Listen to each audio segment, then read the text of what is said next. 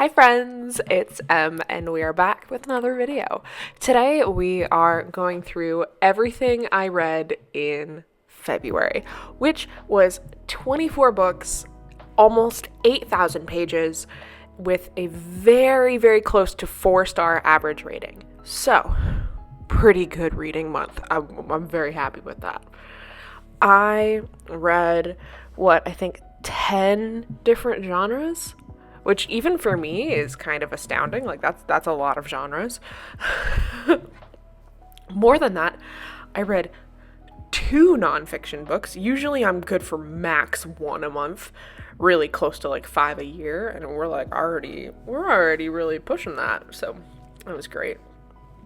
I also am excited. I'm a little bit excited that I hit 42% BIPOC reads, and in March I'm going balls to the wall on this. I think in March so far I've read 7 books and 5 of them have been by BIPOC authors. So I'm committing. Like, that's it. So let's talk about the favorites, because there were a lot of books that I read this month that I really liked. One book that's not on my favorites, but I still think about like a lot, so maybe it should have been, is You Are Fatally Invited by Andy Pliego, which is essentially starts out as a writer's retreat, but it becomes very clear that the person who invited them there had ulterior motives, and they begin to be picked off one by one. Death games. But it has so many point of views in it, and oftentimes the change in point of views can be really jarring, but it was jarring in a good way, because you didn't necessarily know every time whose point of view you were getting, because they would have names, for example, like the thief and the serial killer, which is just like, wow. So that's one that I read this month that like I'm still thinking about. I read it on an airplane, but it's not on my faves, and maybe it arguably should be. Then I read 12th Night by it's Olivia Blake's either real name or pseudonym. It's like Alexine Farrell Falmouth or something like that. This is essentially it's a take on 12th Night, obviously, but from the perspective of a online role-playing game that's very like Arthurian inspired, and the sort of star of the football team gets injured, and in doing so, he has to come up with new ways to fill his time, and one of his friends recommends this game to him, and he starts, and he befriends, a guy in the game, except that this guy is Viola, and she very quickly realizes who it is. It's like abundantly obvious to her, but she just got kicked out of her essentially like D&D group, and she's just not gonna say anything, and they slowly fall in love and become friends, and she realizes that maybe she's been making some assumptions about people that have been wrong. Overall, really great YA book. And then I read The Love Simulation by Etta Easton, which essentially it's kind of like Abbott Elementary but in space. So the whole concept of this book is that this principal is trying to get money for her school for a new library, and to do so, she has to spend her summer in a Mars rover simulation sort of thing, or Mars habitat, and obviously she's put in there with her like teacher crush, and so she's falling for him. There's forced proximity, and then there's also this competition angle on it because they're trying to win money for the school. It was really good. She is the sibling of Vincent, who's the astronaut in the first book, but you don't need to read the Kiss Countdown in order to fully enjoy this one.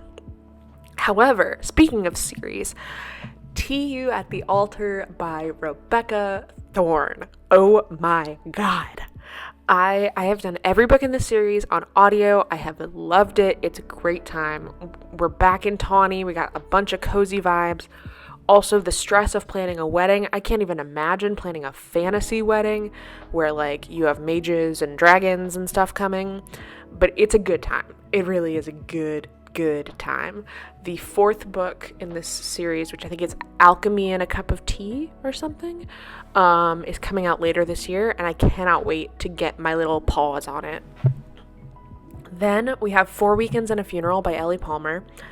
This book, it is a lot about grief, right? But it's so funny. It is so funny. So essentially, this girl gets broken up with, and then the guy who broke up with her died. Okay. She goes to the funeral, finds out that he hadn't told anyone in his family that he broke up with her. So it's kind of like fake dating, except that you're fake dating a dead guy. And then she kind of finds herself in this scenario where she's helping his best friend clean out his apartment, and she starts falling for the best friend. So there's a lot of complicated things in here. There's also a lot of discussion about breast cancer, because the main character had the BRCA1 gene and underwent a preventative mastectomy, and it's just there's just so much in this book, and I wanted to read this last year and I just never got around to it, and I'm so glad that I read it this year, like literally so glad. I also finished the Ruinous Love trilogy with Scythe and Sparrow, and this one I think is my second favorite out of the entire trilogy. It is very cozy, which is alarming to say about a book that is about serial killers, that it's just really cozy. But it's nice, and you get to see a lot of scenes from the previous 2 books from the perspective of Fionn and Rose, which I thought was really cool. It's not often that we really get them to be like interconnected like that, and I liked it. I also really enjoyed that he is not a serial killer. The previous 2 books have been a serial killer and a serial killer. Nah. Rose is a serial killer. He's just a doctor with maybe some anger management issues, but just a doctor.